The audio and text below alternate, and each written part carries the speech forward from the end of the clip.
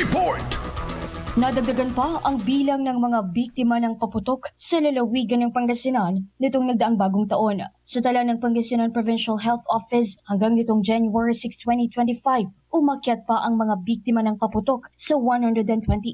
Tumaas ang biktima ng kwitis sa 31 na ito ring pinakauna sa listahan. Sinundan ng boga na may 24, 5-star na may 17, bawang na may 10, whistle bomb na may 8, crying cow na may 7, baby rocket at plapla na may 6. Kadalasang napuruan sa mga ito ang kamay na naitala sa 49 na biktima, habang 33 naman ang nagtamo ng eye injury. Samantala, bagamat mas mataas ang nitalang bilang ng fireworks-related incident noong nakaraang taon, sa parehong panahon na may 163 ay hindi pa rin aalisin ang mahigpit na pagpapaalala na hanggat maaari ay huwag nang gumamit ng mga paputok sa mga susunod na taon. Mula rito sa IFM Digupan, ito si Idol Ron Aracat, Tatak IFM.